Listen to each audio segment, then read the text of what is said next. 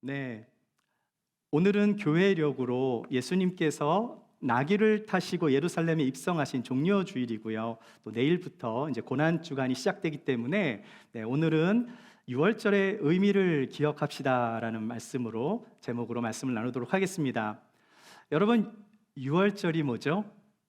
6월절. 6월절은 한문으로 돼 있어요. 그래서 영어권 자녀들은 좀 이 단어가 생소할 수 있는데 6월절이니까 6월 달에 하는 절기인가 생각할 수도 있지만 한문으로 6월절은요 넘을유 건널월 절기절, 넘을유 건널월 뭐예요? 넘고 걷는다는 뜻이에요. 그래서 6월절이라고 사용하고 있는데 영어권 자녀들에게는 패스오버 하면 됩니다. 패스오버. 그럼 이해를 빨리 하죠.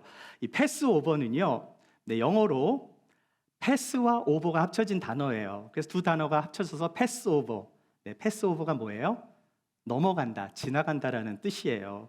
그래서 넘을유 건널월 같은 뜻입니다. 유월절, 패스오버 같은 뜻이에요. 그래서 히브리어로는 파삭라고 하고 헬라어로는 파스카라고 읽습니다. 여러분 혹시 이스라엘의 3대 절기 아세요? 들어보셨을 텐데 3대 절기가 뭐냐고 물어보면 또 언뜻 대답을 못할 수가 있습니다. 대한민국 절기도 외우기 힘든데 어떻게 이스라엘 절기까지 알아야 합니까? 라고 답변하신 분들도 있을 수 있지만 사실 알고 보면 그렇게 어렵지 않아요. 이스라엘의 3대 절기는 유월절, 오순절, 초막절인데요. 이 용어가 여러 개가 있다 보니까 이게 좀 헷갈릴 수도 있어요. 자, 그런데 간단하게 제가 설명을 해드리면 6월절은 오늘 제가 6월절에 대한 말씀을 살펴볼 거고요. 여러분 6월절이 시작하는 그 저녁부터 무교절로 지내요. 여기 보면은 6월절 저녁부터 무교절이 시작되는데 이날은 누룩이 들어가지 않은 빵을 먹는 날이에요. 왜 누룩이 들어가지 않는가? 누룩이 없는 빵이 맛이 없잖아요. 그렇죠? 맛있는 빵은 누룩도 들어가고 안에 뭐 맛있는 게 많이 들어가는데 이날은 누룩이 또 이 죄의 상징이기 때문에 누룩이 없는 빵을 먹습니다. 그러니까 400년간 애굽 땅에서 노예로 살았던 그 고난과 억압을 상징하는 빵이 누룩이 없는 빵이에요. 그래서 6월절의 저녁이 되면 무교절이 시작이 되기 때문에 일주일 동안 이 마짜라고 하는 이 누룩을 넣지 않는 이 무교병을 쓴 나물과 함께 먹는 거예요. 자, 그래서 6월절을 무교절이라고도 하는 겁니다. 자, 그럼 오순절은 뭘까요? 오순절. 오순절은 6월절 안식일 지난 첫 주일, 안식일 다음 날부터 50일째 되는 날, 이때가 언제인가 하면 보리의 첫 열매를 봉헌하는 절기이기도 해요. 자, 그래서 6월절에 안식일 다음 날부터 7 곱하기 7이면 며칠이에요? 49. 77은 49, 그래서 77절이라고도 하고요. 그 77절, 49 다음 날이 50일째니까 오순절이라고 그렇게 하는 것입니다. 그래서 이 절기가 밀을 수확하는 기간이기 때문에 보리의 첫 열매를 바치는 절기라서 오순절과 77절, 맥추절, 보리를 바치기 때문에 맥추절 이 세 개는 같은 뜻이에요. 왜 이 절기가 중요한가? 예수님이 언제 죽으셨어요? 6월절에 죽으셨잖아요. 6월절 저녁에 십자가에 달리셨어요. 그리고 그 6월절 첫 안식일을 보내시고 그 다음 날 주일에 예수님이 부활하셨고 40일 후에 예수님이 승천하십니다. 자, 그러면 오순절은 어떤 사건입니까? 오순절은 예수님이 6월절 밤에 금요일 밤에 죽으시고 주일 아침에 부활하시고 그때부터 50일이 되는 오순절에 여러분 어떤 일이 일어났죠? 오순절에 성령이 임하셨죠. 그러니까 예수님이 승천하시고 10일 후에 성령이 강림하신 거예요. 자, 그리고 초막절은 뭘까요? 초막절. 여러분 영어로 타버네클스, 히브리어로 수콧이라고 하는데요. 이 사진을 한번 보세요. 아마 TV나 뭐 이런 데서 보신 분들 계실 거예요. 그러니까 초막절은 우리로 따지면 추수감사절에 해당합니다. 자, 그런데 이 절기 때 유대인들은 무엇을 하는가? 이 출애굽을 하기 전에 출애굽을 해서 광야에서 40년간을 생활을 했잖아요. 그날을 잊지 말라고 기억하기 위해서 일주일 동안 초막을 짓고 그 초막 안에서 생활을 해보는 거예요. 광야 생활을 체험해보는 것입니다. 그렇게 이스라엘 백성이 광야에서 40년간을 보내다가 가나안 땅에 들어가서 첫 수확을 얻었을 때 하나님께 감사하여 드리는 절기가 바로 초막절인 거예요. 자, 그래서 여러분 이 초막절을 또 장막절이라고도 하고 수장절이라고도 하는데 이게 좀 초막이 장막이라는 건 좀 쉬운데 수장절, 이 수장이라는 것은 창고에 곡식을 수장하는 것, 창고에 곡식을 넣어두다, 저장하다라는 뜻이에요. 그래서 수장절이 추수감사절과 같은 뜻이 되는 것입니다. 생각해 보면 그렇게 어렵지 않은데 이게 굉장히 이름이 많아가지고 복잡할 수는 있어요.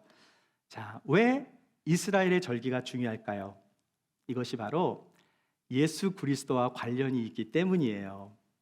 특별히 이 마지막 초막절, 여러분 베드로가 변화산에 올라갔을 때 산 위에서 변형되신 예수님께서 모세와 엘리야와 함께 나타나신 것을 베드로가 보고 뭐라 그랬냐면 초막 셋을 지어서 함께 살고 싶다라고 고백을 한 적이 있거든요.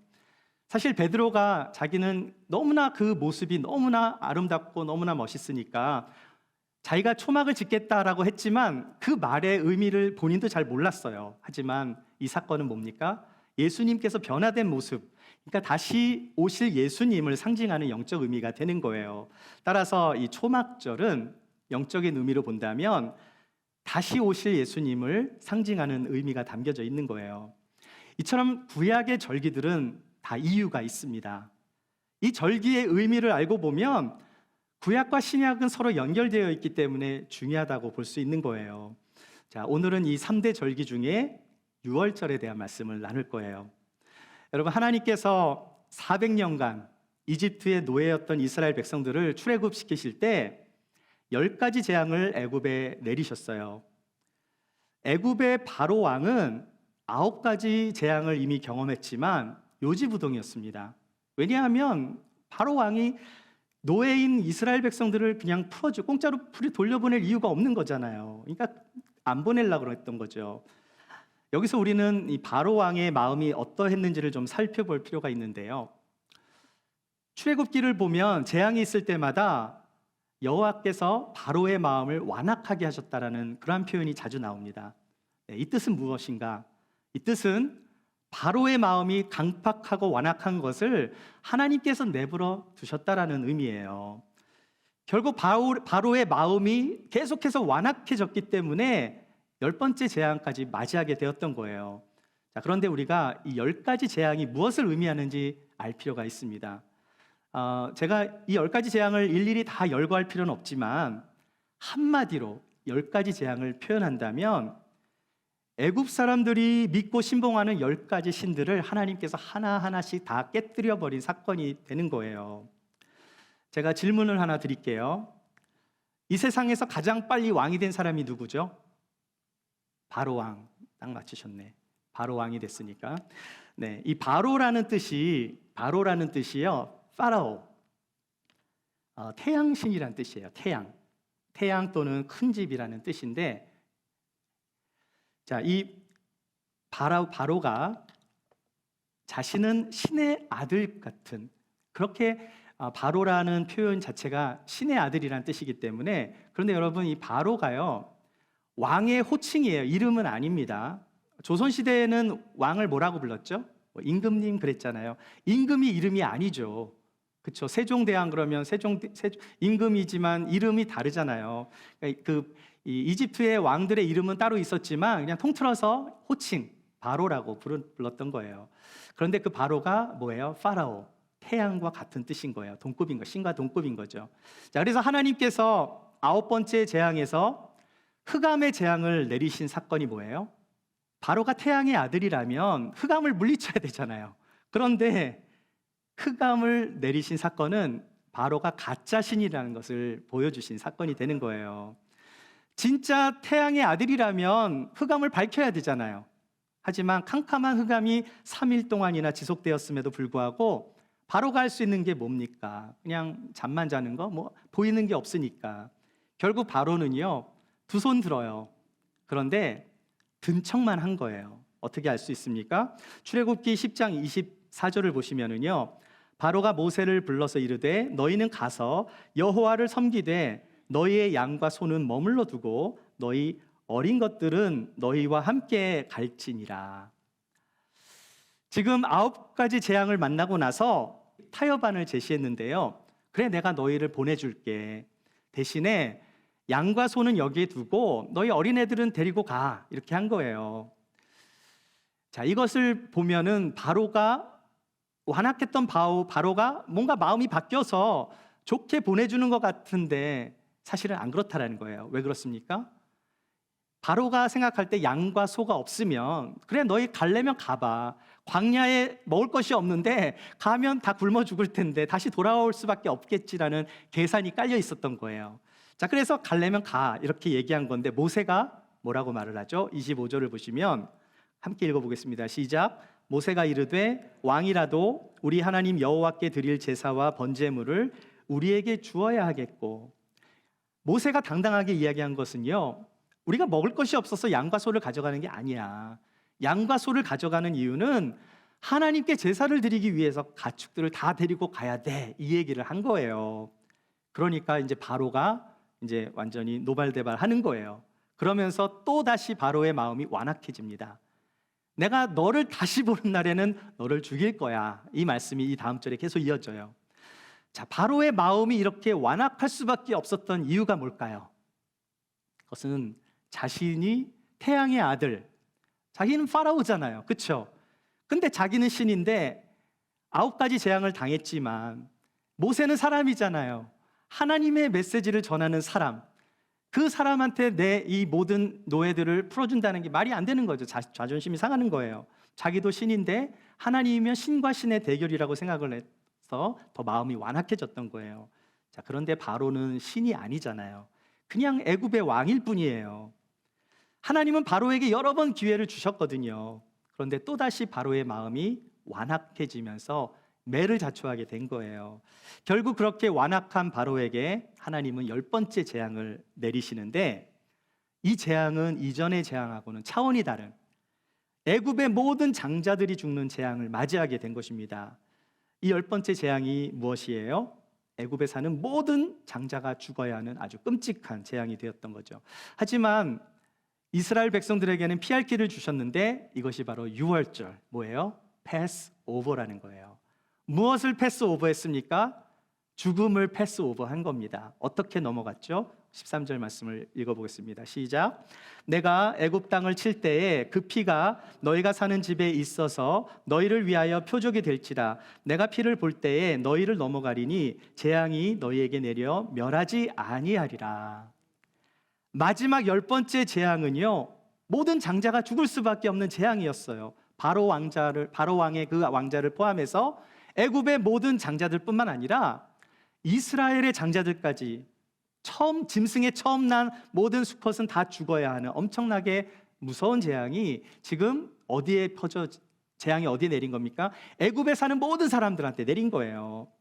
하지만 하나님께서 피할 길을 하나 주셨는데 그게 뭐죠? 흠없는 어린 양을 잡아서 그 피를 문설주와 임방에 피를 바르면 죽음을 넘어가리라. 패스 오버.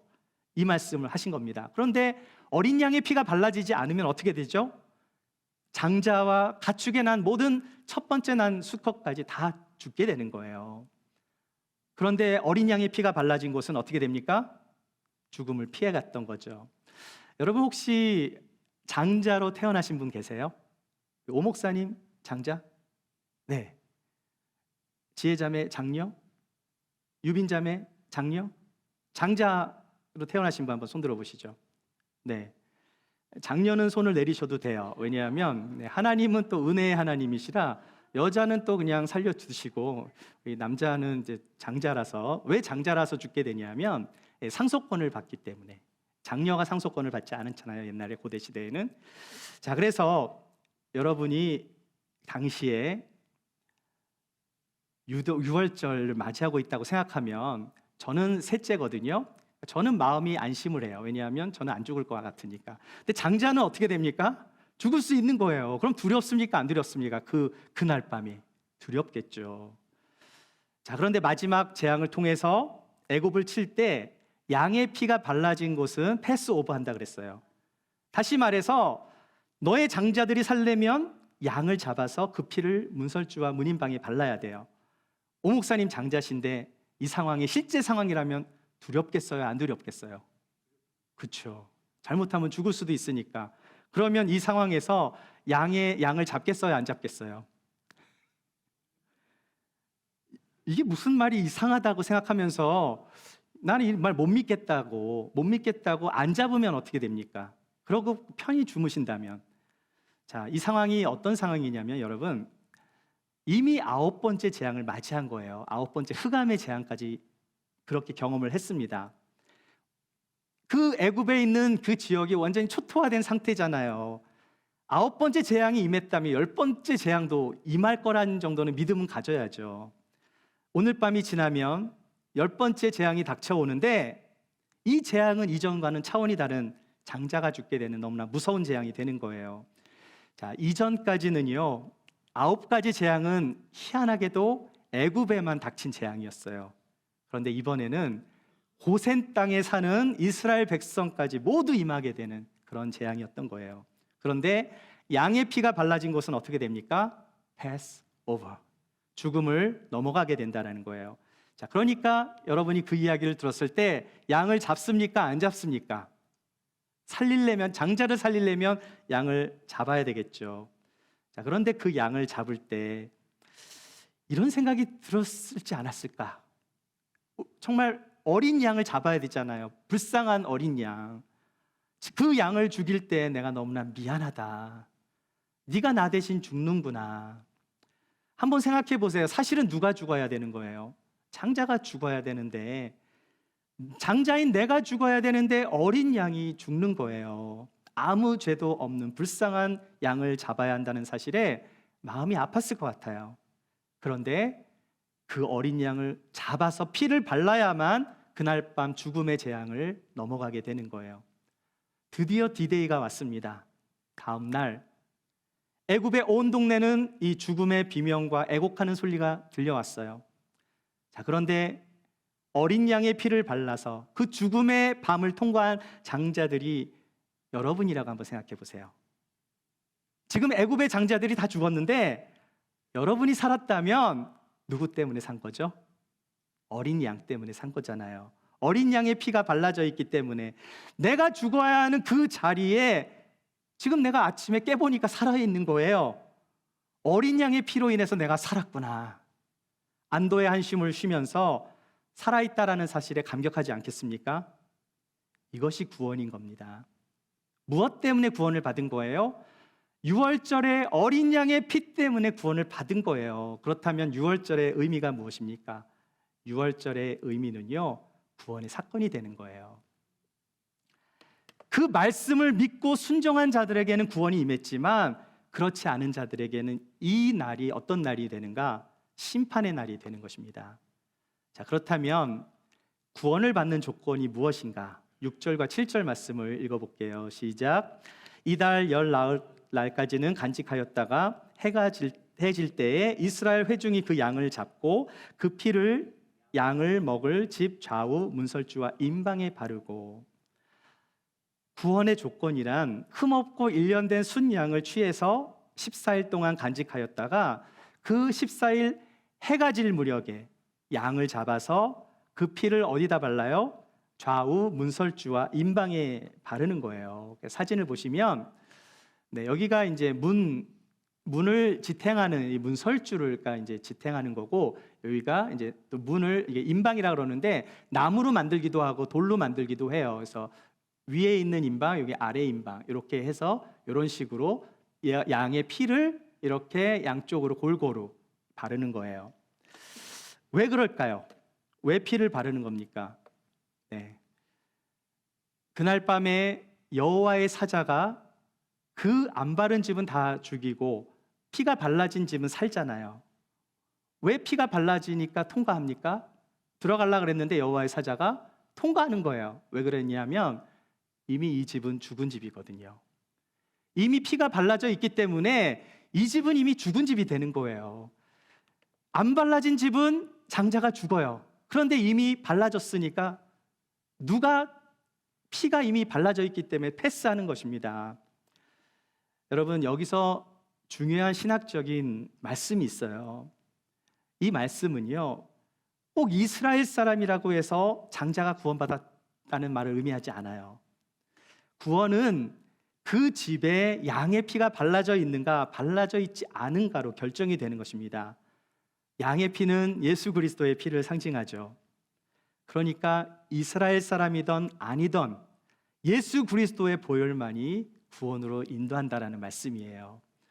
히브리서 9장 22절을 한번 읽어보겠습니다. 시작. 율법을 따라 거의 모든 물건이 피로써 정결하게 되나니 피 흘림이 없은즉 사함이 없느니라. 모든 것이 피로써 정결하게 된다라는 말씀이에요. 무엇 때문에요? 어린 양의 피 때문에. 사랑하는 여러분, 구원은 오직 한 길이에요. 다른 길은 없어요. 구원은 저와 여러분이 그 피를 문설주에 바를 때, 임방에 바를 때 역사하는 것입니다. 모든 재앙이 애굽에 임할 때 심판을 넘어가는 방법은 어린 양의 피밖에 없다라는 거예요. 그런데 우리가 좀 생각해 볼 문제가 있어요. 이스라엘 백성이라고 해서 처음부터 심판에서 면제된 사실이 아니라는 거예요. 왜냐하면 이스라엘 사람도 죄인입니다. 로마서 3장 23절을 보시면 모든 사람이 죄를 범하였음에 하나님의 영광에 이르지 못했다고 말해요. 자, 여러분이 생각할 때 이스라엘 사람들에게는 심판이 해당하지 않고 이집트 사람에게만 심판이 해당된다면 이스라엘 사람들은 모두가 의인이고 이집트 사람들은 모두 죄인이 되는 거예요. 그렇게 되면 하나님은 어떤 하나님이십니까? 하나님은 이스라엘 민족의 하나님밖에 되지 않는 거예요. 그러나 하나님께서 6월절에 그 재앙을 내리신 이유는 하나님은 이스라엘 민족의 하나님만이 아니시기 때문이에요. 하나님이 6월절 마지막의 재앙을 통해서 출애굽의 역사를 이루신 것은 하나님께서 열방의 주인, 모든 민족의 주인이시고 심판자가 되시고 구원자가 되심을 말씀해주고 있는 거예요. 우리는 그것을 기억해야 합니다. 이집트 땅에 있는 사람이나 이스라엘 사람이나 애굽 사람이나 어떤 사람이든 상관없이 이집트에 있는 모든 처음 난 것은 재앙의 대상이 되지만 어린 양의 피가 죽음을 넘어가게 될 것이라는 그 말씀을 믿는 자에게, 그 말씀에 순종하여 피를 바른 자에게 심판에서 구원으로 옮겨지는 역사가 열렸다라는 사실이에요. 구원이 있다라는 것은 무엇을 의미합니까? 여러분, 구원이 있다라는 것은 심판이 있음을 의미하는 거예요. 무조건 이스라엘 사람이기 때문에 구원을 받는 것이 아니라는 사실입니다. 하나님의 말씀에 순종한 사람만이 구원을 받았다라는 사실을 우리는 기억하셔야 해요. 이스라엘 백성임에도 불구하고 하나님의 약속의 말씀을 무시하고 양의 피를 바르지 않았다면 애굽 사람과 똑같은 재앙을 맞이하게 되는 겁니다. 하지만 이방 민족이라 할지라도 하나님의 약속대로 순종함으로 피를 발랐다면 구원이 임하게 되는 거예요. 그래서 6월절은 무엇입니까? 구원을 의미하는 거예요. 자, 그렇다면 구원을 받은 우리들은, 구원을 받은 후에 이들은 무엇을 해야 했는가? 6월절에 어린 양과 무교병을 먹는 거예요. 8절부터 10절 말씀 같이 한번 읽어보겠습니다. 시작. 그 밤에 그 고기를 불에 구워 무교병과 쓴 나물과 아울러 먹되 날것으로나 물에 삶아서 먹지 말고 머리와 다리와 내장을 다 불에 구워 먹고 아침까지 남겨두지 말며 아침까지 남은 것은 곧 불사르라. 자, 이스라엘 백성들이 어린 양의 피를 잡아서 임방과 문설주에 피를 발랐어요. 그래서 죽음의 사자가 패스오버 했습니다. 재앙을 넘어갔어요. 이스라엘 백성들은 무서워서 아마 그날 밤 집 밖에 나가지 못했을 거예요. 그렇겠죠. 집 안에서는 무엇을 하고 있었는가? 그날 밤 피가 흘려 죽은 양의 고기를 구워 먹었어요. 그런데 양고기만 먹은 게 아니라 무교병과 쓴나물도 같이 먹었습니다. 그리고 남은 것은 다 불사르라고 해요. 무엇을 의미합니까? 번제를 의미하는 거죠. 자, 무교병은 누룩이 없는 빵이라고 서두에 말씀을 드렸는데, 누룩은 또 우리의 죄를 상징하기 때문에 죄가 막 부풀려지면 안 되잖아요. 누룩이 없는 빵이란 단지 맛없는 빵뿐만이 아니라 죄를 벗는 정결함을 상징하는 빵이 되는 거예요. 그리고 쓴나물은 이 종살이 할 때의 쓴 뿌리의 고통을 의미하는 겁니다. 그래서 이 이스라엘 백성들이 노예 생활을 했던 것들을 생각하면서 쓴 그 나무를 먹으면서 그날을 잊지 말라. 그래서 무교병과 쓴 나무를 같이 먹었던 거예요. 그런데 가장 중요한 것은 양의 고기를 구워 먹는 거예요. 문설주에 바른 그 양의 피가 심판을 넘어가는 것이라면 양의 고기를 구워 먹는다는 것은 우리를 구원하신 예수님과의 하나됨, 예수님과의 연합을 의미하는 거예요. 여러분, 먹는 거 좋아하세요? 네. 사람이 살기 위해서는 무엇인가 먹어야 하는데, 우리가 지난번에도 나눴지만 이스라엘 백성들이 광야에서 뭘 먹었습니까? 만나를 먹었잖아요. 우리가 지난번에 오병이어의 의미에 대해서 말씀을 나누면서 만나에 대한 이야기를 나누었는데, 만나의 양이 얼마나 된다 그랬죠? 200만 명이 어린아이 다 합쳐서 여자들까지 60만 명의 장정이니까 200만 명이 2.2리터에 해당하는 한 오멜의 양을 먹으려면 매일 440만 리터를 그 만나를 먹어야 되는데 10톤짜리 트럭으로 4,400대가 날라야 먹을 수 있는 양이라 그랬잖아요. 그 만나를 하나님께서 40년 동안 매일매일 공급해 주셨는데, 하늘 양식이었던 만나가 뭘 상징해요? 생명의 떡인 예수님을 상징한다 그랬잖아요. 이스라엘 백성이 만나를 먹지 않고는 살 수 없듯이 우리 역시 매일매일의 삶에서 주님과 동행하며 하나님의 말씀을 먹어야 우리가 영적으로 살 수 있다라는 말씀을 하셨기 때문에 마태복음 4장 4절에서 예수님께서 신명기 말씀을 인용하시면서 뭐라고 말씀하세요? 사람이 떡으로만 살 것이 아니요 하나님의 입으로 나오는 모든 말씀으로 살 것이다, 이렇게 말씀하신 거예요. 자, 우리가 주님의 보혈로 구원을 받았다면 구원받은 우리는 어떻게 합니까? 하나님의 말씀을 매일매일 먹어야 하는 것입니다. 그래서 우리가 고난주간에 단지 금식만 하라는 게 아니에요. 금식이 중요한 이유는 그 시간에 나의 정말 육신의 세력을 내려놓고 하나님을 사모하, 영적인 것을 사모하며 말씀으로 우리의 양식을, 우리의 영혼을 채워야 되는 거예요. 자, 그래서 우리가 성찬식을 할 때 예수 그리스도와 연합하기 위하여 예수 그리스도의 몸을 상징하는 우리가 떡을 나누는 것입니다. 데일리 브레드, 그 떡은 매일매일 먹어야 하는 거예요. 그래서 그리스도인이라면 하나님의 말씀을 매일매일 먹으며 살아야 하는 거예요. 이것이 바로 그리스도의 몸을 상징하는 양의 고기, 그 양의 고기와 누룩이 없는 빵, 그 빵을, 무교병을 먹어야 하는 것입니다. 자, 그렇다면 여호와의 유월절, 그 유월절의 의미 세 번째는 무엇일까요? 그것은요, 그날을 기억하는 거예요.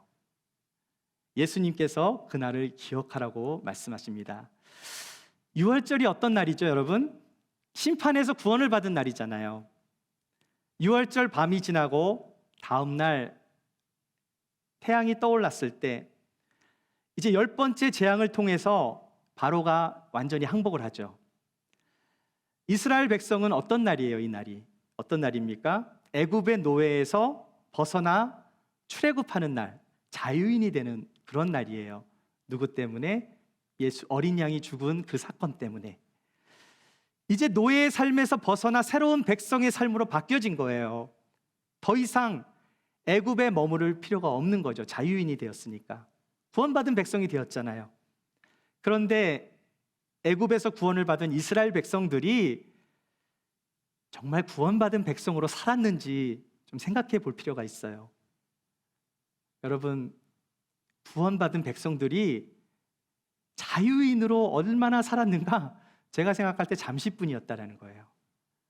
여러분, 구원의 감격은 홍해를 건널 때 정말 그때를 지나고 나서 그 건넜을 때 한번 생각해 보세요. 홍해를 건넜을 때 얼마나 남녀노소가 춤을 추면서 그냥 소고 치면서 얼마나 자유롭게 찬양을 했어요. 찬양 인도자가 필요가 없는데도요, 그 모든 민족이 자발적으로 하나님을 높이며 소고치며 하나님을 예배했습니다. 찬양했습니다. 놀라운 사실은 홍해 바다를 건너간 그 놀라움보다 더 큰 놀라움이 뭐냐면, 그 유월절의 재앙을 통해서 구원을 받았음에도 불구하고 다시 옛 모습으로 돌아가려는 그 백성들의 모습을 볼 때 더 놀랍다라는 사실이에요. 성경에는 많은 기적들이 나옵니다. 10가지 재앙도 엄청난 기적이고요. 홍해를 건넌 것, 바다가 갈라졌는데 얼마나 놀라운 일이에요. 40년 동안 만나가 440리터의 만나가 매일매일 내린 것 얼마나 큰 기적입니까?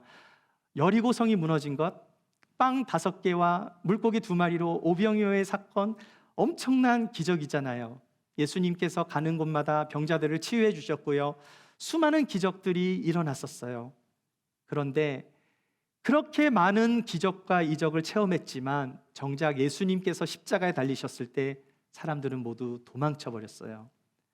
예수님의 제자들도 다 뿔뿔이 흩어졌습니다. 예수님의 그 수제자라고 자칭하는 그 베드로는요, 예수님을 3번이나 부인했어요. 이것이 우리 죄인의 모습인 거예요. 예수님께서 이 땅에 오셔서 고난을 받으셔야 했어요. 왜 그렇습니까? 바로 저와 여러분의 죄 때문인 거예요. 그래서 이사야서 53장 말씀을 같이 한번 읽어보겠습니다. 그가 찔림은 우리의 허물 때문이요 그가 상함은 우리의 죄악 때문이라.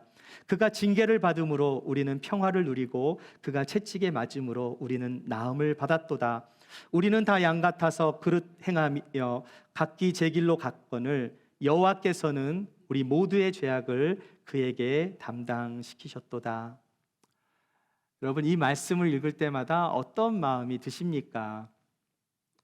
우리가 고난 주간에 이 말씀을 많이 암송하잖아요. 읽기도 하고. 자, 그런데 이 말씀을 보시면 눈에 띄는 단어가 있습니다. 그것은 뭐예요? 우리라는 단어예요. 우리의 허물, 우리의 죄악, 우리는 다 양 같아서 우리 모두의 죄악. 우리 인간에게는 우리가 할 수 없는 일들이 많죠. 때로는 우리가 고칠 수 없는 병도 있고요. 우리가 해결할 수 없는 고난과 슬픔이 있어요. 하나님께 범죄하고 또한 하나님께 대한 거역함이 있습니다. 우리에게는 죄악이 있었어요. 심판을 받아 죽어 마땅한 존재임에도 불구하고 하나님은 당신의 아들을 죽이시는 방법으로 우리를 살리셨어요. 예수님은 모든 죄를 대신해서 십자가의 형벌을 당하셨습니다. 무엇 때문이죠? 우리 안에 있는 원죄, 하나님을 거역하고 불순종하며 하나님의 뜻을 따라 살지 못하는 악한 죄로 인해서 예수님은 죽으셔야 했어요.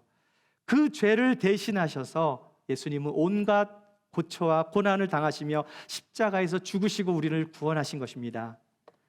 유월절의 재앙을 통해서 우리에게 주시는 마지막 메시지는 그 주님의 십자가를 잃어버리면 안 되는 거예요. 그날을 잊어버리면 안 됩니다. 그날을 기억해야 하는 거예요. 그 주님의 사랑과 은혜를 기억해야 하는 것입니다. 사랑하는 여러분, 유월절을 기억하시기 바랍니다. 그날이 언제입니까? 하나님께서 어린 양을 피를 통해 이스라엘을 구원하신 날이고요. 더 나아가 예수 그리스도를 통해 저와 여러분을 십자가에서 죽으시고 부활하셔서 구원을 이루신 날이에요.